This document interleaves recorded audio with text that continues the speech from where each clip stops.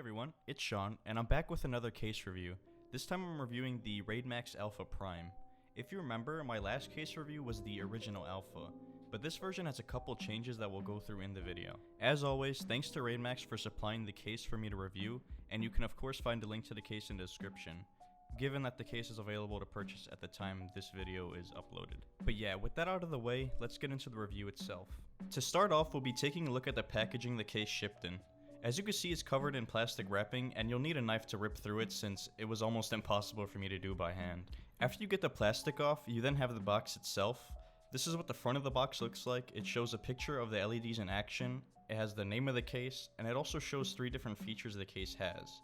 Turning the box around, we can see the side of it, which shows the 2 colors the case is available in, and also the specs of the case, such as the dimensions. Finally, on the back we have the 2 colors it's available in again, and another spot where we can see the features of the case. These we will obviously go into later in the video.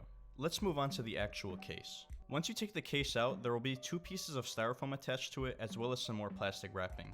Raidmax does a great job packaging their cases, so you don't really have to worry about it getting damaged during shipping.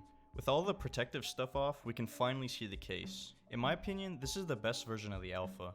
They added tempered glass on the side and front, and also added much more LEDs on the front than the last version. Both of these features make this a really solid case, and I'll be using it as my main case in the future. If you were wondering, I've been using the Monster 2 SE as my main case. But anyway, let's take a closer look at the Alpha Prime. On the front, we can see that instead of a magnetic dust cover, we have a tempered glass window that covers the 3 120mm fans that are in front. I like this a lot better than a dust cover and vent. On the side, we of course have another tempered glass window that covers the entire side. I love me a glass window, so I really like this feature. On the opposite side of the case, we have the panel that covers the power supply bay, hard drive bay, and SSD bay.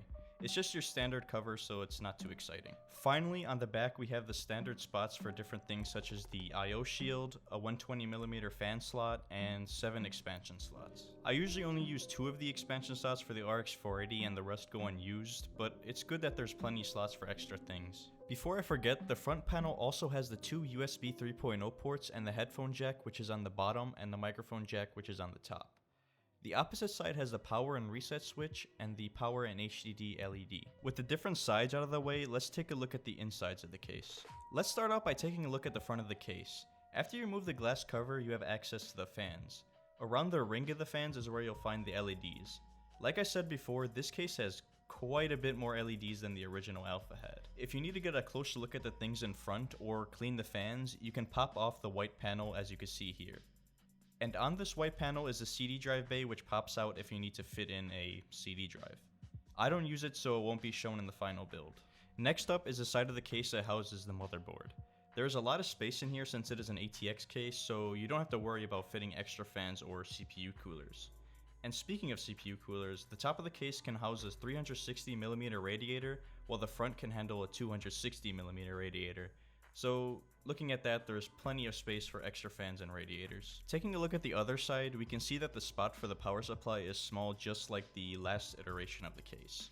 If you remember, I did have to remove the hard drive bay in the final build, so I'll see if I can keep it in this case. Other than that, we have the 2 SSD bays located near the top, and then we have the 2 hard drive bays at the bottom. One of these bays houses a box that contains the user manual, 4 Velcro straps, an internal speaker, extra screws for you to use during your build, and finally the remote to control the LEDs. I've never actually seen a case include an internal speaker, so it's pretty neat that they included that. With the internals out of the way, let's compare the original Alpha with the new iteration of it. The main differences between the cases lie on the outside, so that's what we'll be focusing on. Starting with the front, the first thing you'll see is that the original Alpha does not have a glass panel that reveals the LEDs or fans, it's just a vent. On the Alpha, there is a tempered glass panel which does show the fans and LEDs. And speaking of LEDs and fans, the original Alpha does not have any fans built into the front, while the Prime has 3 120mm fans that have the LEDs strapped onto them. The front of the Prime is much better than the original in my opinion. Moving on to the last difference, which is the side panel, you can see that the entire side on the Prime is a tempered glass panel, while the window on the original is smaller and is also just plastic, I believe, not glass.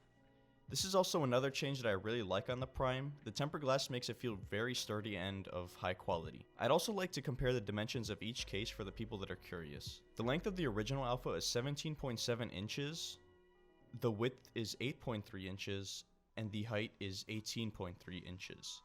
The length on the Prime is 17.7 inches, the width is 8.4 inches, and the height is 18.3 inches. As you can see here, the dimensions are pretty much exactly the same, the only difference being the width, which is fractions of an inch wider, so there's not too much of a difference there. With that out of the way, I'd like to get into the pros and cons of the Prime. So the pros and cons are going to be based on after I built the PC, because this is usually where I have the most troubles with cases in general. So to begin, I will start with the pros. The first pro is the 3 RGB fans that the case comes with. I love how the LEDs are built into the fans rather than just being an LED strip on the front. The next pro is the tempered glass additions to the case. I'm a huge fan of tempered glass over just plastic, so when they added this I was really happy. The case has plenty room in the front to work with, so it'll never be cramped and you won't be needing really small hands to work inside of it. The addition of thumb screws, which can be screwed in and out, is a great addition to the case. I like this addition because sometimes these thumb screws will be tightened way too much and you have no choice but to unscrew with your hands, which is almost impossible. So having an option to unscrew with a screwdriver is great. This is one of the first cases from Raidmax that I've seen do it, and cases in general, and the Monster 2 SE didn't even have them either, as you can see here. The last pro would be the overall quality of the case. It feels incredibly sturdy and looks very high quality, especially with the addition of the tempered glass. And now we go into the cons, which there is only one of. As usual, my gripe with these cases lies with the space available in the back. While I didn't have to remove the hard drive bay this time, it was still incredibly hard to work back there, and as someone who has zero patience, the back was pretty frustrating to work in. I almost didn't even want to show the back just because of how messy it was. So I might as well show you guys the final build now, so here it is. So here's the final build of the PC in the Alpha Prime case. After this showcase, I will be showing off the LEDs and the remote for it, so stay tuned for that. Anyway, as you can see, the inside of the case has plenty of room left, and here you'll see that you can fit very large cards in here. My GPU is only taking up 254 of the 390 millimeters that can fit in this case. This is great because no matter how big your GPU is, you can probably fit it in here. Moving on to the mess that is the back, you can see what I mean when I say that there isn't much room to work with, especially if you aren't a very patient person. Even though I didn't have to remove the hard drive bay this time, it was still a pain to fit everything in without removing it. But anyway, aside from the build, let's move on to the LEDs. So for the last part of the video, I'll be showing you how the LEDs work. All the LEDs will be controlled by this remote. You can see that it has a ton of different buttons that do different tasks. To start off, I'll be showing you what the color-coded buttons do. As you probably guessed, the color of the LEDs change to the color of the button you pressed. You can see me switching through the different colors on screen. There's another way you can change the colors, which is by using the color plus and minus buttons.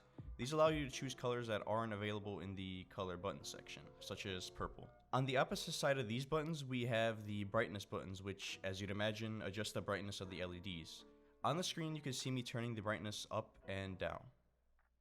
Then there is the demo button, which just flashes through the different colors. Not too sure what the use of it is, but if you like this effect, then I suppose you can use it. We then have the mode plus and minus buttons, which allow you to flip through the different modes that the LEDs have.